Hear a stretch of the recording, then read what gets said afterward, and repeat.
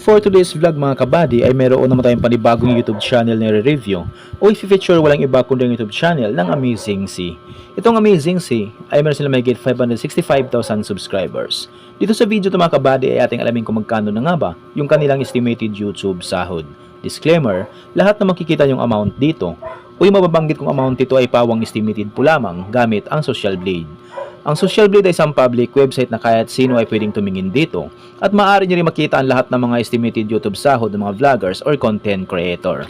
Layunin lamang ng video na ito na makapagbigay ng inspirasyon sa mga tao makapanood nito, lalong-lalo na sa mga small YouTuber. So yung mga kabali na panghintay natin, samahan nyo kung i-review natin ang status ng YouTube channel ng Amazing C.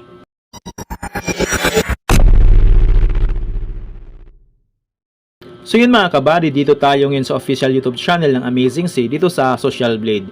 So dito makikita natin na umabot na sa 565,000 subscribers itong Amazing C. At meron sila 618 uploads na video.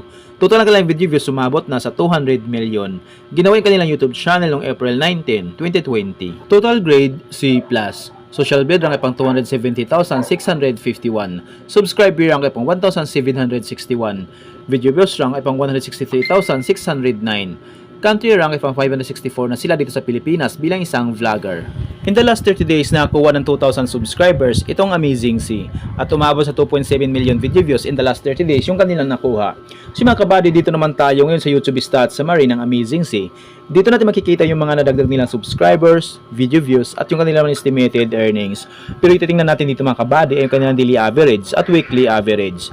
So sa kanilang daily average, nakakuha sila ng $22 up to $359 i-convert sa peso. Simula i-convert sa lowest na mayroon silang $22 i-times sa 59 ay mayroon silang 1,298 pesos na posibleng kitain sa loob ng isang araw. At kumabot naman nila yung highest na sa $359 i-times natin sa 59 ay mayroon silang 21,181 pesos na posibleng kitain sa loob ng isang araw.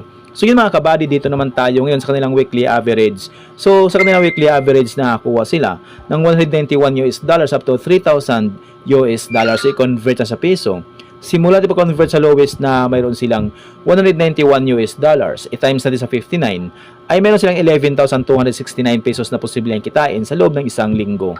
At kumabot naman nila yung highest na sa $3,000 i-times natin sa 59 ay mayroon silang 117,000 pesos na posibleng kitain sa loob ng isang linggo.